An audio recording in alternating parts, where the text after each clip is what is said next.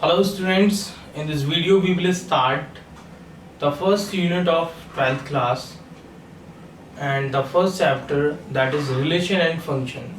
तो relation and function को समझने के लिए सबसे पहले कुछ बेसिक चीज़ें जो 11th में आप लोगों को पढ़ाई जाती हैं वो आपको बहुत अच्छे से क्लियर होना चाहिए।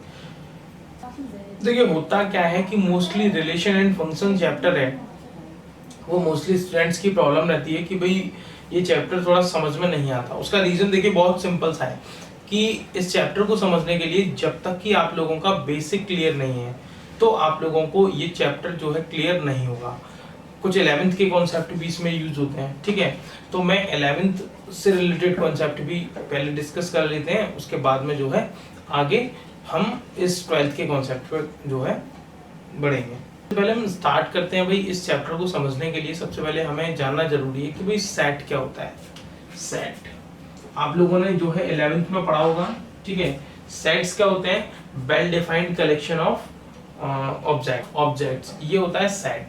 बच्चों सेट को और अच्छे से आपको यदि समझना है, बहुत डीपली जाके समझना है, तो आप जो है मैं एक डिस्क्रिप्शन में एक लिंक दूंगा जिसके अंदर मैंने 11th क्लास का एक वीडियो बनाया हुआ है, तो उसमें आपको जो है आप उसे देख सकते हैं। तो उसमें जो है आपको सेट बहुत डिटेल में क्लियर हो जाएगा। वैसे आप लोगों ने 11th में आप लोग पढ़ के आए हैं तो 11th में आपने क्लियर कर ही लिया होगा कि सेट किसे कहते हैं। सेट जो है किसी भी वेल डिफाइंड कलेक्शन होता है किसी किन्हीं भी चीज़ों का। जैसे मैंने आपसे कहा भाई less than 10 all prime numbers, सभी जो है प्राइम नंबर्स जो 10 से कम हो, तो जैसे 2, 3, 5, 7, बस ये जो है लेस देन 10 प्राइम नंबर्स है, ये एक सेट है। अब हमें इस सेट में बहुत सारी चीजें जो हम सीखेंगे।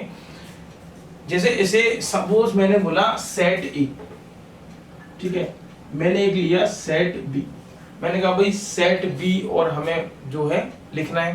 मैंने कहा सेट बी जो है वो है एक सपोज मैंने कहा कि odd natural numbers less than 10, यानी कि विषम प्राकृतिक संख्याएं जो 10 से कम हो। अब 10 से कम विषम प्राकृतिक संख्याएं कौन कौन सी होती हैं? 1, 3, 5, 7, 9, ठीक है।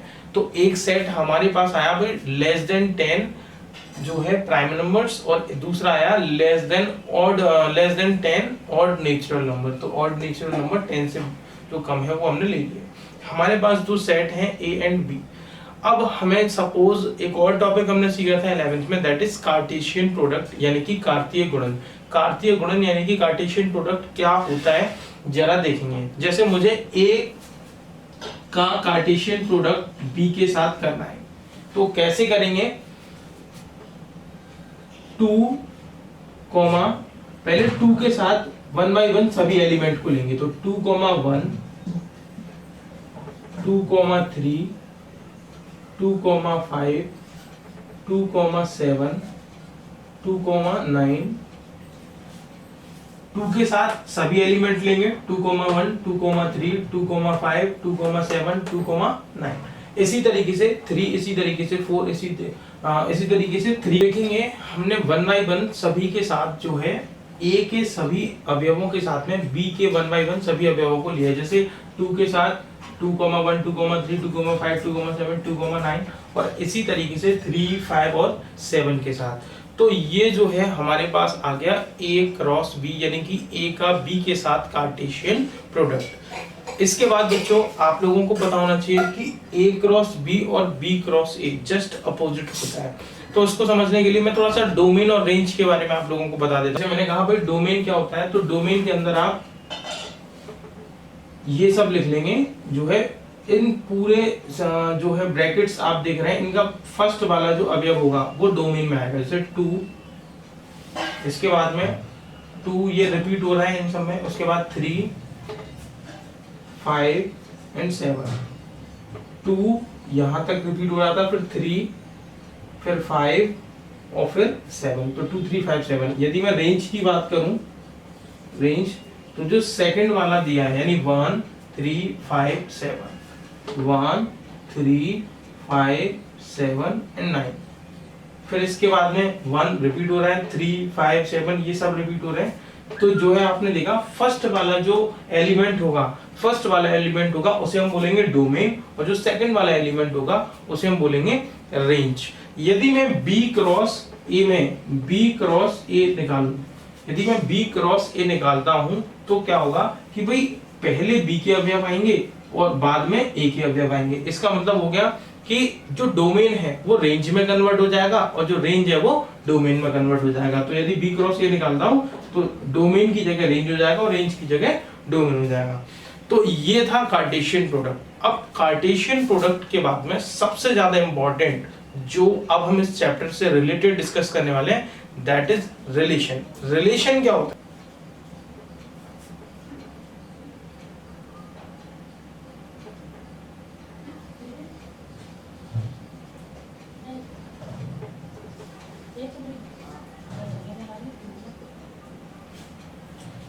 बच्चों रिलेशन को यदि मैं बहुत सिंपल से वर्ड्स में डिफाइन करूं तो relation is the subset of Cartesian product. यानी कि जो रिलेशन यानी संबंध जो होता है वो कार्टेशियन प्रोडक्ट यानी कार्तीय गुणन का जो है उप समुच्चय होता है। अब ये बच्चों क्या है जरा एक एग्जांपल के थ्रू हम समझेंगे। तो जैसे मैंने आपसे कहा कि भाई एक रिलेशन एग्जांपल के थ्रू हम देखते हैं। जैसे मैंने एक एग्जांपल लिया कि भाई कोई रिलेशन है x, y की फॉर्म में। y जो है वो x+2 है, x जो है वो a को बिलोंग करता है और y जो है वो b को बिलोंग करता है। तो जो है हमें रिलेशन को बताना है। तो जरा देखेंगे भाई क्या इसके अंदर अवयव आएंगे। x जो है वो हमें a में से लेना है, x जो है वो हमें a में से लेना है। जैसे x क्या है हमारे पास, a में से लेना है। सबसे पहले मैंने लिया 2, ठीक, जैसे मैंने लिया भाई 2। इसके बाद में मुझे यदि भाई x मैंने 2 लिया है तो y कितना होना चाहिए, 2 and 2 4, 2 and 2 4। तो यानी कि यहां आया भाई 2, 4। लेकिन एक शर्त और है कि भाई x a में से होना चाहिए और y b में से होना चाहिए, लेकिन b में तो 4 है ही नहीं। तो हम इस वाले जो है ऑर्डर को जो है नहीं लेंगे। जो है नेक्स्ट देखेंगे a में से दूसरा वाला अवयव क्या है, 3। जैसे 3, तो भाई यदि x 3 लिया है तो y कितना होगा, 3+2 यानी कि 5। क्या x हमने a में से लिया है, y b में है, यानी 5 b में है। तो ये वाला हमारा जो ऑर्डर पेयर है वो एकदम सही है। नेक्स्ट हम देखेंगे x में से ये वाला अवयव कैंसिल, ये वाला हो गया। अब हम देखेंगे भाई 5 को। जैसे मैंने x लिया 5 तो y कितना आएगा, 5+2 यानी कि 7। नेक्स्ट देखेंगे 7, तो 7 में जो है 2 ऐड कर दो, x यदि 7 है तो y कितना आएगा, 7+2 यानी कि 9। और x के जितने भी अवयव थे हमने 1 by 1 सब ले लिए। और ये जो सेकंड वाले अवयव है यानी कि y जो है वो देखिए b में से है, यानी 3, 5, 7, 9, 5, 7, 9, मतलब ठीक है हमारा ये रिलेशन। अब बात आती है कि भाई इस वाली डेफिनेशन को मैं आपको बता रहा था कि relation is the subset of Cartesian product. Subset क्या होता है, सबसेट होता है किसी भी सेट में से कुछ अवयवों को लेकर, किसी भी सेट में से कुछ एलिमेंट्स को लेकर एक नया सेट बनाना सबसेट कहलाता है। जैसे मैंने हमारे पास कार्टेशियन प्रोडक्ट था ये इतना बड़ा, यहां से लेके यहां तक, इसमें से कुछ अवयव ले लिए। देखिए 3,5, 3,5, 5,7 एंड 7,9। तो ये 3 अवयव हमने इसमें से लिए हैं a क्रॉस b में से। तो भाई रिलेशन जो है वो क्या हुआ कि कार्टेशियन प्रोडक्ट में से कुछ अवयवों को लेकर हमने एक नया सेट बना दिया, वही क्या है, एक रिलेशन है। तो कोई यदि आपसे रिलेशन की एक डेफिनेशन की बात करे तो रिलेशन की डेफिनेशन हम दे सकते हैं कि भाई relation is the subset of Cartesian product of 2 sets, है ना। तो इस तरीके से जो है आप रिलेशन की डेफिनेशन दे सकते हैं। अब हम सीखेंगे टाइप्स ऑफ रिलेशंस, यानी कि रिलेशंस के जो टाइप्स हैं वो कौन कौन से हैं। तो सबसे पहले मैं स्टार्ट करूंगा वॉइड रिलेशन, जिसे हम एम्प्टी रिलेशन या फिर रिक्त संबंध भी कहते हैं। ये क्या होता है जरा समझेंगे एक एग्जांपल के थ्रू। सबसे पहले इसकी जो है डेफिनेशन समझते हैं। जब कोई रिलेशन बराबर हो फाई के, फाई जानते हैं आप क्या होता है, phi is an empty set, एक ऐसा सेट जिसमें कोई भी अवयव नहीं है। तो जब कोई रिलेशन जो है फाई के बराबर हो, ठीक है, और ए क्रॉस ए का जो सबसेट है वो जब फाई के बराबर आ रहा है, तो हम कह सकते हैं कि भाई the given relation is a word relation. एक सेट है जिसके अंदर कुछ अवयव है 1 2 3 4।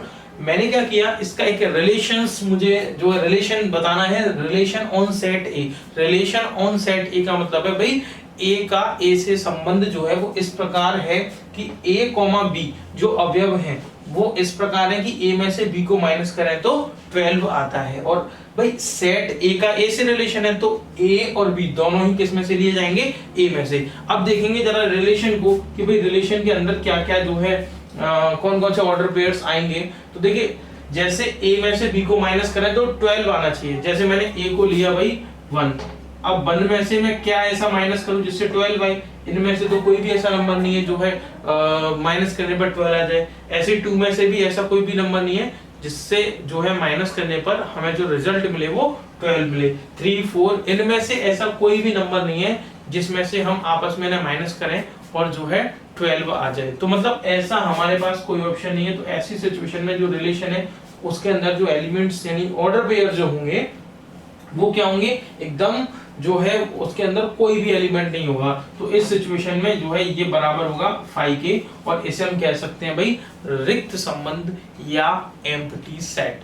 ठीक है, नेक्स्ट हम बात करेंगे यूनिवर्सल सेट, सार्वत्रिक संबंध यानी कि यूनिवर्सल रिलेशन क्या होता है। तो देखिए यूनिवर्सल रिलेशन को समझने के लिए एक बहुत ही सिंपल सी बात है कि भाई यदि कोई रिलेशन यदि किसी जो है सेट के कार्टेशियन प्रोडक्ट के बराबर है, जैसे सपोज पहले तक अभी तक जो रिक्त संबंध में हमने देखा वो क्या था कि भाई जो कार्तीय गुणन होता था उसमें से एक भी अवयव नहीं आ रहा था रिलेशन के अंदर। यहाँ क्या है, यहाँ रिलेशन के अंदर जो है कार्तीय गुणन के सभी अवयवों को जो है ले लिया जाए तो जो है वो रिलेशन यूनिवर्सल रिलेशन होगा। जैसे मैं एक एग्जांपल के थ्रू समझता हूं, जैसे भाई मैंने कहा कि भाई एक रिलेशन ऑन सेट ए है, ठीक है, एक रिलेशन है सेट ए पर, और यदि मैंने कोई सेट मान लिया a is equal to 1 2 3 and 4, मैंने सेट ए पर कोई रिलेशन जो है निकाला। अब किस तरीके से हम रिलेशन को जो है डिफाइन करेंगे,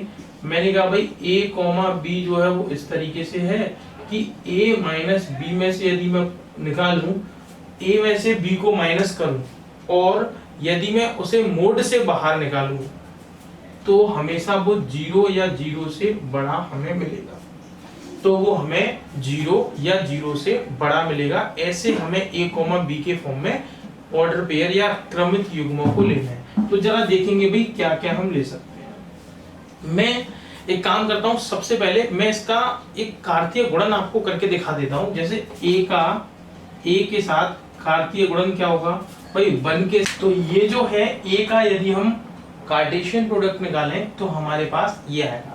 अब देखिए रिलेशन क्या होता है कि भाई कार्टेशियन प्रोडक्ट में से कुछ जो है ऑर्डर पेयर को लेके हम जो है रिलेशन को बनाते हैं।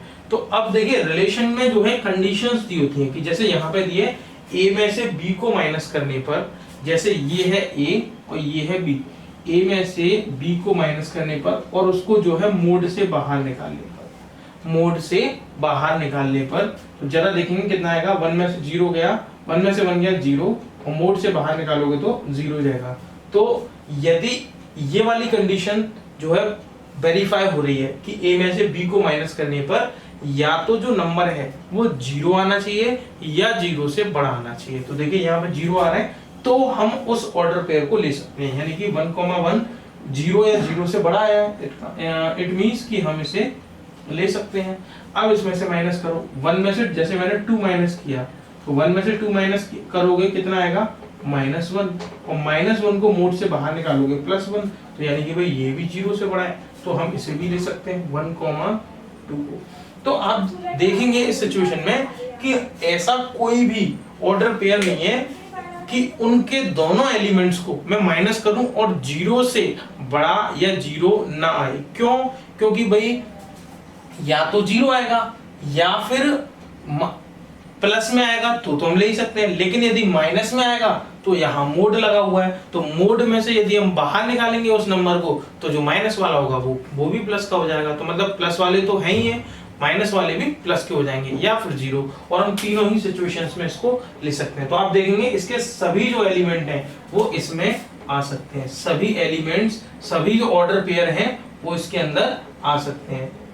यदि सभी ऑर्डर पेयर इसके अंदर आ सकते हैं तो हम कह सकते हैं कि भाई ये सभी ऑर्डर पेयर इसमें आ रहे हैं, तो मतलब जो R है वो A क्रॉस A के बराबर है। R जो है वो इन सभी एलिमेंट्स जो का जो सेट है वही R है, इसका मतलब है R जो है वो A क्रॉस A के बराबर है। तो ऐसी सिचुएशन में हम कह सकते हैं कि भाई जो ये जो रिलेशन है it is a universal relation, यानी कि सार्वत्रिक संबंध है। नेक्स्ट हम बात करेंगे आइडेंटिटी रिलेशन की। जो आइडेंटिटी रिलेशन है वो दरअसल आपको जो है एनसीईआरटी बुक में नहीं दिया है, लेकिन मैं आपको बता देता हूँ आइडेंटिटी रिलेशन। इसको जरा ध्यान से समझेंगे।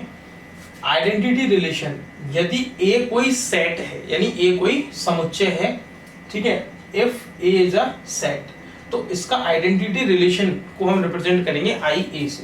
तो इसको जो है किस तरीके से जो है आइडेंटिटी रिलेशन होता है कि यदि ए और बी दोनों ही सेम हो और ये जो ए है वो सब ए इस वाले सेट के अंदर हो। इसको जरा एग्जांपल के थ्रू समझते हैं।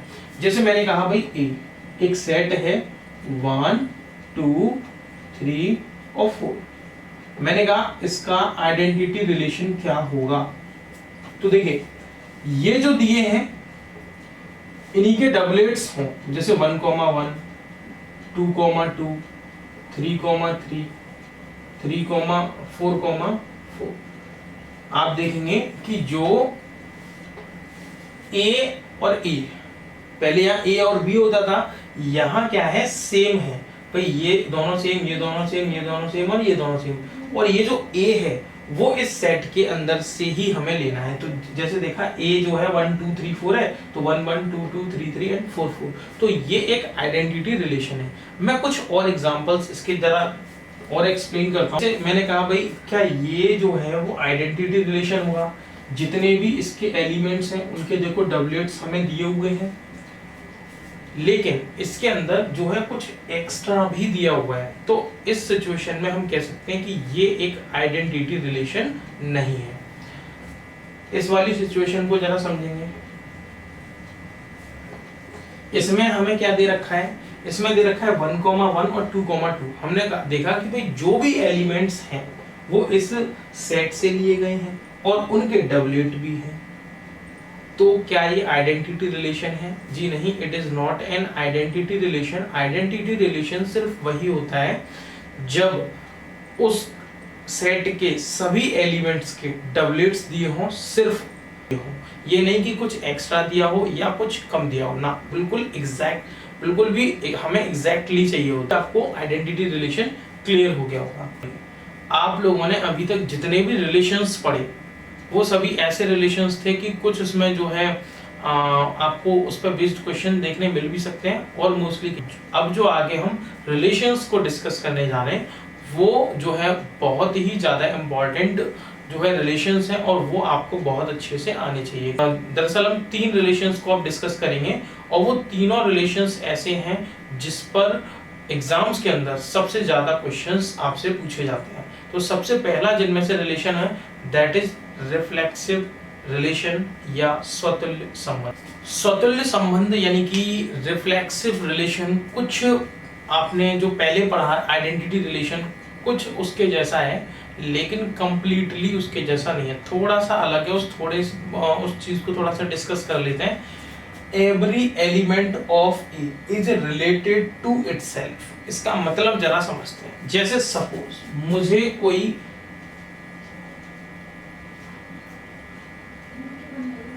कोई सेट दिया है ए, यदि ये रिफ्लेक्सिव रिलेशन है इट मींस कि इसका जो एवरी एलिमेंट यानी सभी जो इसके एलिमेंट्स होंगे वो खुद से रिलेट जरूर करते होंगे। जैसे मैंने एक रिलेशन लिया भाई 1, 1 2, 2 3, 3 4, 4, ठीक है। मैंने ये रिलेशन लिया 1 1 2 2 एंड 3 3 एंड 4 4, क्या ये रिफ्लेक्सिव रिलेशन है? तो भाई इसका जो एवरी एलिमेंट है वो खुद से रिलेट कर रहा है, तो ये एक रिफ्लेक्सिव रिलेशन है। अब आपके लिए क्वेश्चन होगा कि भाई सर ये जो है वो आइडेंटिटी रिलेशन नहीं है, तो एग्जैक्टली ये आइडेंटिटी भी है और रिफ्लेक्सिव भी है। अब नेक्स्ट हम देखेंगे इसके कुछ और इलस्ट्रेशंस कि क्या ये एक जो है रिफ्लेक्सिव रिलेशन है। तो देखिए कंडीशन हमारी क्या है कि भाई every element of A is related to itself.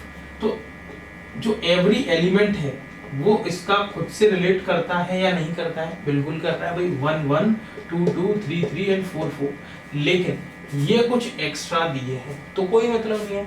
उसने ऐसा नहीं बोला कि मतलब एक्स्ट्रा नहीं होना चाहिए, उसने सिर्फ ये बोला है कि उसके खुद के एलिमेंट्स खुद से रिलेट जरूर करने चाहिए। तो आप देखेंगे कि भाई खुद से रिलेट जरूर कर रहे हैं, तो इट मींस क्या ये रिफ्लेक्सिव रिलेशन है? Yes, it is a reflexive relation, ये भी रिफ्लेक्सिव रिलेशन है।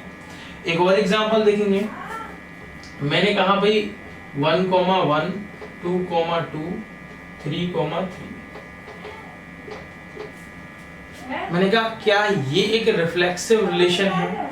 इसके अंदर क्या कह रहा है कि भाई जो भी एलिमेंट हैं वो खुद से रिलेट कर रहे हैं, जैसे 1 1 2 2 3 3। लेकिन यहाँ जो हमारी डेफिनेशन है रिफ्लेक्सिव रिलेशन की वो क्या कहती है कि every element of A is related to itself. सभी एलिमेंट ए के सभी एलिमेंट जो है खुद से रिलेट करने चाहिए। लेकिन यहाँ जितने हैं उतने तो रिलेट कर रहे हैं, लेकिन सभी नहीं कर रहे, यहाँ 4 जो है नहीं कर रहा है, तो ये एक रिफ्लेक्सिव रिलेशन नहीं है। आई होप कि आप लोगों को रिफ्लेक्सिव रिलेशन क्लियर हो चुका होगा। नेक्स्ट हम बात करेंगे सिमेट्रिक रिलेशन या सममित संबंध की। इट इज सिमेट्रिक रिलेशन यानी कि सममित संबंध। क्या होता है सममित संबंध? तो सिमेट्रिक रिलेशन में आप देखेंगे कि भाई डेफिनेशन क्या कहती है, यदि a, b है, जैसे 1, 1 है, तो जस्ट इसका अपोजिट जरूर होना चाहिए, यानी कि b, a का होना जरूरी है। 1, 1 है तो जस्ट इसका अपोजिट वो भी 1, 1 होगा। तो भाई ये तो ऑलरेडी हमारे पास है। जैसे 1, 2 है तो भाई 2, 1 का होना जरूरी है। 2, 1 हमारे पास है। यदि 1, 3 है तो जस्ट इसका उल्टा यानी 3, 1 भी होना चाहिए। नेक्स्ट यदि 1, 4 है, 1, 4 है तो 4, 1 भी होना चाहिए। 2, 1 है उल्टा 1, 2, 3, 1 है 1, 3, 4, 1 है तो 1, 4। यानी कि यदि a, b की फॉर्म में यदि कोई एलिमेंट दिया तो जस्ट इसका अपोजिट ऑर्डर पेयर नेसेसरी है भाई देना। यदि नहीं देता है तो वो एक सिमेट्रिक रिलेशन नहीं होगा। जैसे मैंने एक रिलेशन लिया भाई, इट इज इन दिस। मैंने कहा ये जो है 5 है, यानी कि कोई भी इसके अंदर ऑर्डर पेयर नहीं है। मैंने कहा क्या ये एक सिमेट्रिक रिलेशन है? तो भाई सिमेट्रिक का मतलब क्या है? यदि कुछ दिया है तो उसका उल्टा होना चाहिए। अब यहाँ पे इसका मतलब होता है ये 5 का मतलब है ये। अब भाई यहाँ कुछ दिया ही नहीं है तो इसका उल्टा होने की कोई नीड ही नहीं। तो मतलब यदि दिया हो तो ये होना चाहिए, तो ये सिमेट्रिक है। यहाँ दिया ही नहीं है तो इसके होने की नीड ही नहीं है, तो मतलब ये भी एक सिमेट्रिक रिलेशन है। जैसे मैंने आपसे कहा कुछ और एग्जांपल्स। मैंने कहा भाई जैसे इसका आइडेंटिटी रिलेशन मैंने लिखा 1, 1 2, 2 3, 3 एंड 4, 4। मैंने कहा क्या ये एक आइडेंटिटी रिलेशन तो ये है ही। मैंने कहा क्या यह सममित संबंध यानी कि सिमेट्रिक रिलेशन है? तो भाई सिमेट्रिक रिलेशन की जो डेफिनेशन है यदि वो कंप्लीट हो रही है, इसमें वेरीफाई हो रही है, तो हम कह सकते हैं कि भाई ये एक जो है सिमेट्रिक रिलेशन है। तो देखिए सिमेट्रिक रिलेशन जो है वो क्या कहता है, यदि a, b है तो b, a जरूरी होगा। तो देखो a, b और उल्टा क्या होगा, वो भी a, b। तो मतलब 1, 1 का उल्टा 1, 1। तो ये हमारे पास ऑलरेडी है, तो दोबारा जो है नहीं दिया जाता। क्यों? क्योंकि एक सेट के अंदर एक एलिमेंट को हम एक ही बार लिख सकते हैं। जैसे 1,1 है तो 1 टाइम ही इसे हम लिख सकते हैं, दोबारा नहीं लिखा जा सकता। तो 1,1 का जो अपोजिट है 1,1 होना चाहिए, जो कि ऑलरेडी है। 2,2 है, इसका अपोजिट 2,2 होगा, ऑलरेडी है। 3,3 का अपोजिट 3,3 होगा, ऑलरेडी है। एंड 4,4 का अपोजिट ऑलरेडी है। तो हेंस वी कैन से कि an identity relation is also a symmetric relation. जो एक सममित संबंध होता है, या हम कहें कि एक आइडेंटिटी रिलेशन जो होता है वो सिमेट्रिक जरूर होता है। अब हम समझेंगे संक्रामक संबंध या ट्रांजिटिव रिलेशन। क्या होता है ट्रांजिटिव रिलेशन? यदि A, B रिलेशन में दिया है, B, C रिलेशन में दिया है, तो यदि A, C भी दिया है तो वो संक्रामक है, अदरवाइज वो नहीं है। जैसे मैंने एक एग्जांपल लिया है A, B, यदि A, B है और B, C है, A, B, और देखिए B जो है ये हो गया हमारे लिए, तो A, B है और B, C है, तो A, C भी होना चाहिए, यानी 1,3 भी होना चाहिए, दिया है हमारे पास। नेक्स्ट हम देखेंगे कि भाई सपोज A, B हमने ये मान लिया और B, C हमारे लिए ये है। A, B, और देखिए B जो है रिपीट हो रहा है, तो B, C, तो A, C यानी 2,4 हमारे पास होना चाहिए, ये दे रखा है। ठीक है, आगे चेक करेंगे। जैसे हमें दिया है सपोज A, B, अब आप देखेंगे कि भैया B, C की फॉर्म है ही नहीं, B यानी कि 4, तो 4, समथिंग कुछ है नहीं इसके अंदर, तो हम इसे चेक नहीं करेंगे। नेक्स्ट हम देखेंगे कि भाई 1,3, ठीक है, और 3, कितना है 1,3 यानी A, B है, और आप देखेंगे ये B, C है। A, B और B, C, क्योंकि यहाँ पे B3 है, यहाँ पे भी B3 है, तो A, B 1,3 हो गया और B, C यानी 3,4 हो गया। तो भाई A, C होना चाहिए, यानी 1,4 होना चाहिए। तो क्या हमारे पास 1,4 है? Exactly we have 1,4। नेक्स्ट हम देखेंगे, आगे चेक करते हैं कि भाई जैसे सपोज ये है हमारे पास A, B, ठीक है।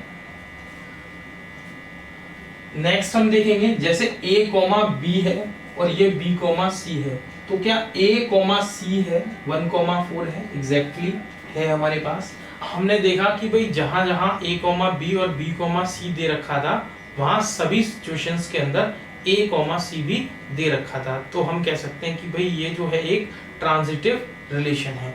एक और एग्जांपल देखेंगे इसका, जरा देखेंगे ट्रांजिटिव का ये वाला एग्जांपल। यदि हमारे पास A, B है तो जरा देखते हैं B, C है, तो जरा देखेंगे B क्या है 1, तो B, C, B, C, क्योंकि भाई B 1, यहाँ पे भी B 1 है, तो भाई क्या A, C हमारे पास है A, B, B, C, तो क्या A, B और B, C के होने के बाद क्या हमारे पास A, C है, यानी 1,2 है। एग्जैक्टली हमारे पास है A, B, B, C, क्या A, C है, यानी 1,3 है हमारे पास। नेक्स्ट हम बात करेंगे भाई सपोज मैंने इसे माना A, B, तो B, C क्या क्या होगा भाई, ये हो सकता है B, C, क्योंकि B यहाँ पे 2 है, यहाँ पे भी 2 है, तो क्या A, C है, यानी 2,3 है हमारे पास, ठीक है। और ऐसे ही नेक्स्ट हम बात करेंगे सपोज 3,3 है, तो 3 से तो कोई स्टार्ट है ही नहीं, तो A, B है, B, C हमारे पास है नहीं, तो इसे चेक करने की जरूरत है ही नहीं। नेक्स्ट हम इसको देखेंगे, जैसे सपोज A, B है, ठीक है, और B, C क्या है, B, C, सपोज मैंने इसको मान लिया B, C, A, B और B, C, तो क्या हमारे पास A, C है 1,2 है, 1,2 ये रहा, ठीक है।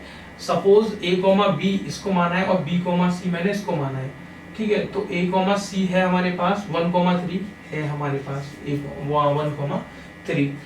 ऐसे इसको चेक करेंगे 2,3 है, सपोज मैंने इसको माना A, B और B, C क्या है, ये रहा B, C, तो क्या हमारे पास देखो B यहाँ पे भी 3 है, B यहाँ पे भी 3 है, तो A यानी 2 और C यानी 3, तो क्या 2,3 है, ये रहा, ठीक है।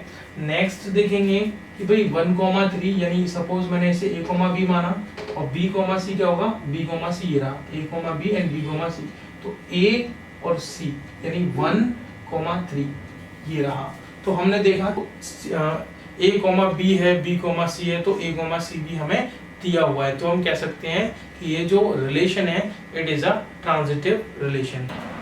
अब हम देखेंगे तुल्यता संबंध या इक्विवेलेंस रिलेशन क्या होता है। तो देखिए एक ऐसा रिलेशन जो सिमेट्रिक हो, रिफ्लेक्सिव हो और ट्रांजिटिव हो, ठीक है, रिफ्लेक्सिव हो, सिमेट्रिक हो एंड ट्रांजिटिव हो, यदि वो ये तीनों दिया है तो हम कह सकते हैं कि भाई ये जो रिलेशन है वो एक इक्विवेलेंस रिलेशन है। तो अब हम कुछ ऐसे एग्जांपल्स को देखेंगे भाई, कुछ एग्जांपल्स को देखेंगे जिनमें चेक करेंगे कि ये जो है स्वतुल्य है, सममित है, ट्रांजिटिव है या स्वतुल्य, इनमें से कोई भी दो हो सकते हैं, तीसरा नहीं हो, तो जरा देखते हैं, या हो सकता है तीनों ही दिए हों।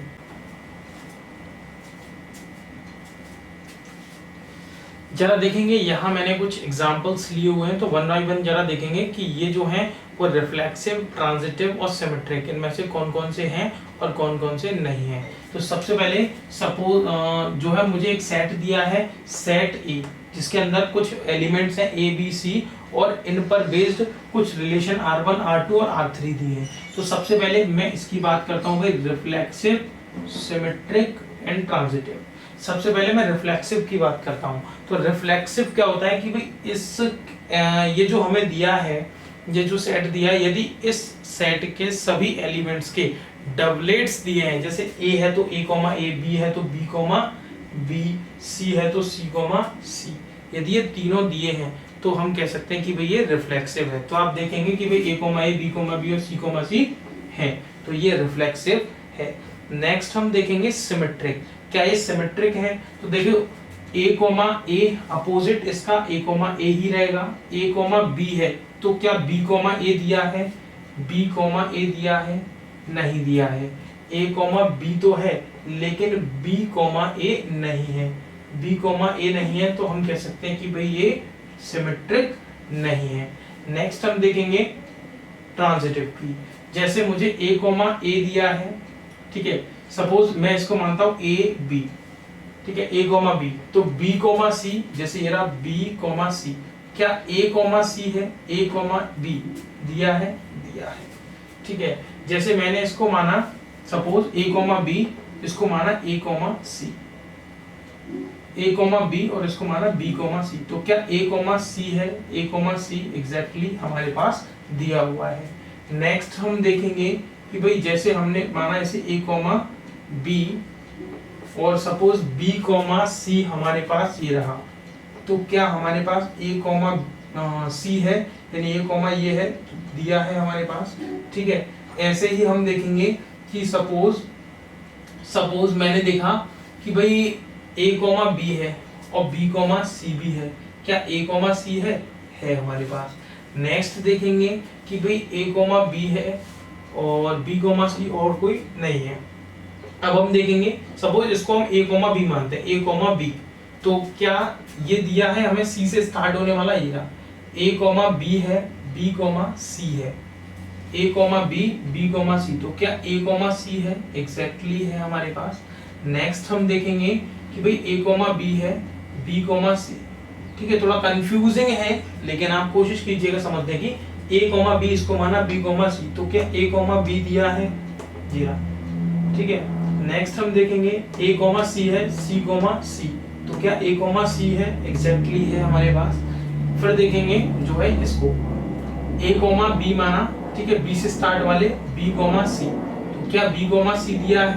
दिया है, ठीक है। ऐसे ही अब यहाँ से देखेंगे b, c है, b, c, इसको हम a, b मान ले रहे हैं और इसे मान रहे हैं a, b, b, c, इसे मानते हैं a, b, इसे मानते हैं b, c, तो a, b है, b, c है, तो क्या a, c दिया है? b, a दिया है, b, a इसमें कहीं नहीं दिया है, तो हम कह सकते हैं कि ये ट्रांजिटिव नहीं है।